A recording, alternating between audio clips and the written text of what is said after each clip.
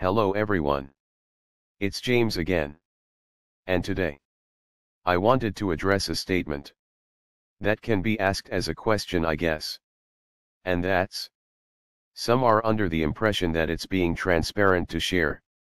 And then one might say or ask, is it being transparent to share? And the first thing you need to ask yourself is, share what? What exactly are you sharing? And with whom are you sharing this information with? You see, when sharing information and understanding the nature of people, and that the nature of people isn't always good or in your best interest, then if you add in the mix that you're a codependent and might overshare, and yes, there is such a thing as oversharing. It might be difficult at first to know what to share. Then you start asking yourself, am I being true to who I am? What's right and what's wrong with how to handle certain situations with regard to what one chooses to share with another? You see, I look at it like this. You aren't being any less transparent by locking your doors and windows. Sure, when you're home, you might open up a window or two. You might open up your door to let a breeze come through. But you are doing such things under certain boundaries you've set up. Also, you can monitor what is happening and if someone tries to enter your home without your permission. But when you are sleeping or gone for the day, you lock your doors, windows, close your drapes, and you might even set your home alarm. Now again, by doing such a thing you aren't being any less transparent as a person. This is just what a healthy person would do to keep his home safe. Why?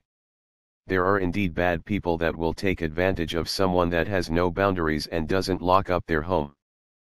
Furthermore, there are good people that might get tempted by seeing your drapes wide open and a new stereo system right there in your living room, and they see your door is wide open and no one is home.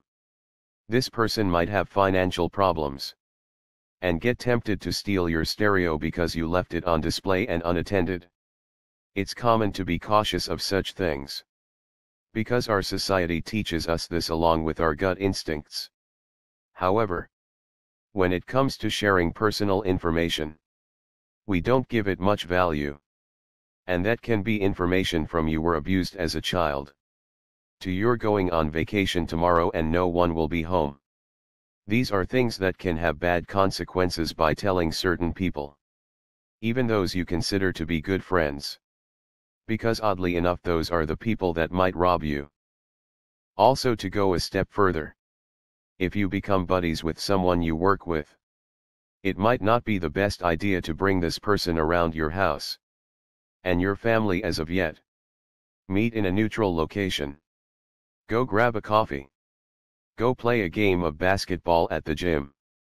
Get to know this person before you introduce this person into your private space, such as your house and those that live in it. And by being careful, you aren't being less transparent. You are just being careful. You are being wise. You are understanding. Jealousy is real. Maybe you have a lot of nice possessions. And even if this person has nice things as well, you don't know what's in this person's heart. And you bring this person in your home with knowing them for only a few months. And as a result, they might purposely bump into and break your favorite item, just because they don't want you to have it. Now, how this relates to what you tell people, and what you don't tell people, and being transparent, is you should be yourself. Don't shrink for anyone. But at the same time you need to be wise. And a wise person understands where they are at all times. They listen. They learn. And they observe. And they know even if someone appears to have it all together, they might not. And by sharing too much, the information you just gave them can be used to take you down. Now, should one be paranoid about such things? No. Not at all. As mentioned in my previous video, I've become in most instances very relaxed in my interactions with others. I'm still the super friendly guy that I've always been. I just think before I speak. Or at least I try to anyways. It's not perfect.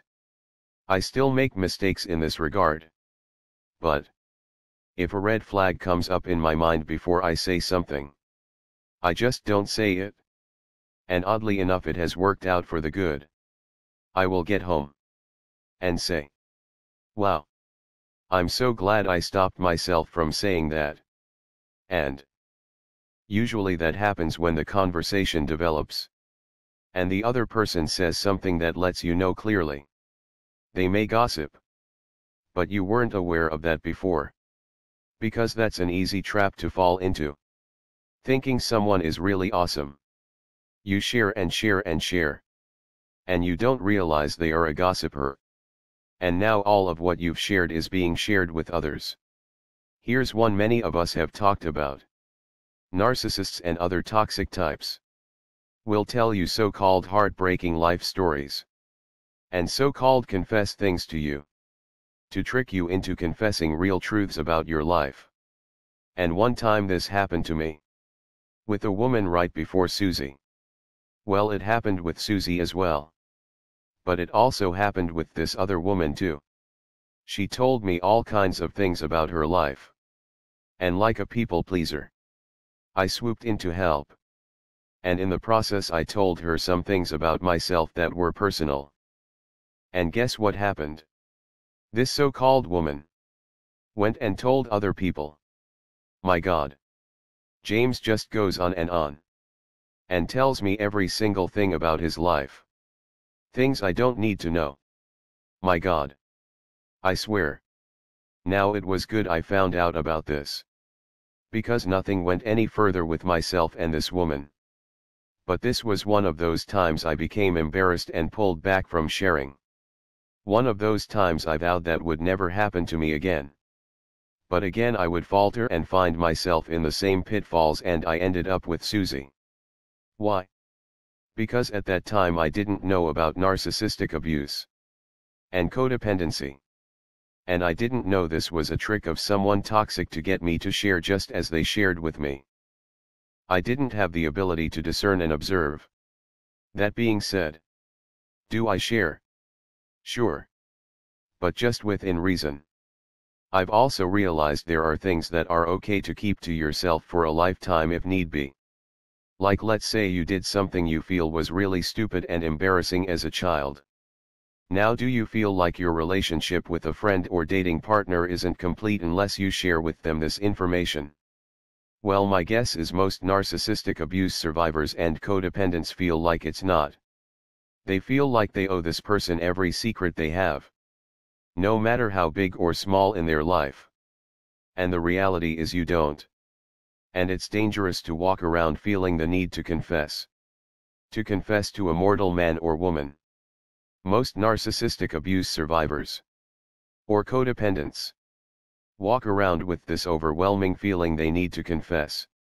They have to empty every truth they have about themselves to someone that will listen. But here's the facts. And listen really closely. Healthy parents teach their children when they are young, both by words and actions, to not share certain things with others. For the very reason why we just discussed. And that they can really only trust family. If they want to unload what's in their mind and heart, they can talk to their brother, or sister, or mother, or father. Because a family that is healthy, and that's the key word, healthy, won't act in a predatory manner like a stranger might with this information. And people that grow up in such a home learn the art of being true to who they are, and knowing the difference between what one should share, and what one shouldn't share, and when to share certain things, and when to not share certain things.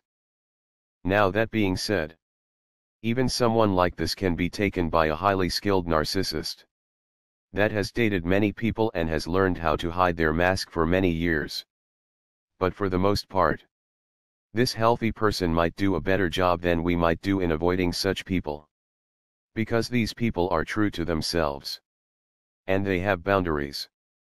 even though they really don't know that term in regards to toxic behavior.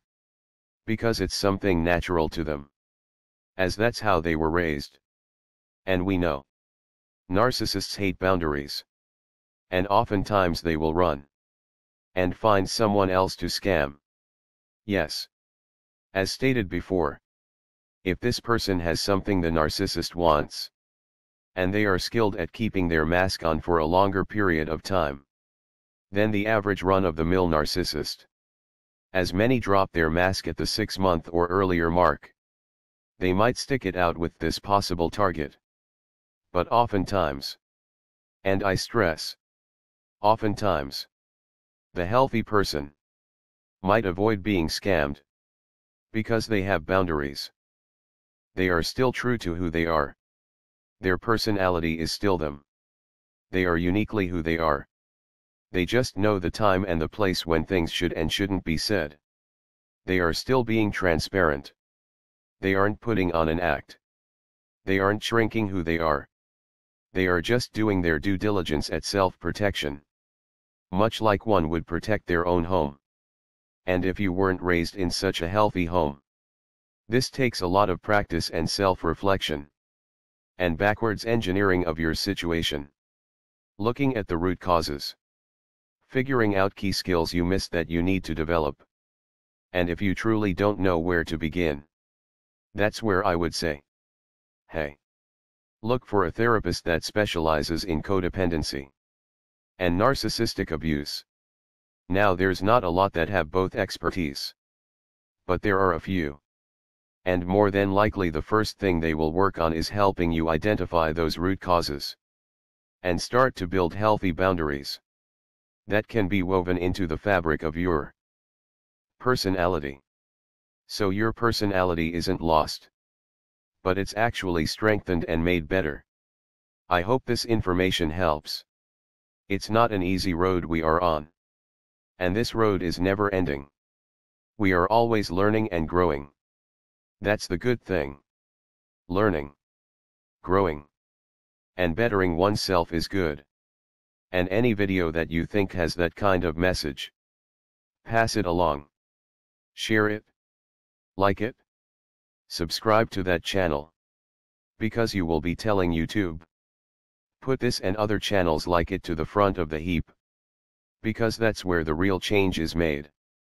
People that are asleep that accidentally find their way to a video that opens their eyes and helps them better their very lives. So they can actually be happy, productive, and enjoying who God made them to be. And to those of you that have shared my videos, liked, commented, and subscribed, I say thank you. We've got a ways to go. But let's keep on. We can do this. We can make a difference. More people are waking up to what this stuff is. More people, instead of watching TV when they get home, are watching videos on how they can better their lives. Now don't get me wrong. I think the masses are still duped by television.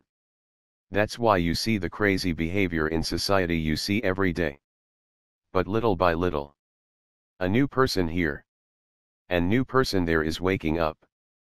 And that's a good thing. With that being said, let's keep on praying for wisdom and strength. Many blessings to you all. And until next time, bye for now. And be good to yourself.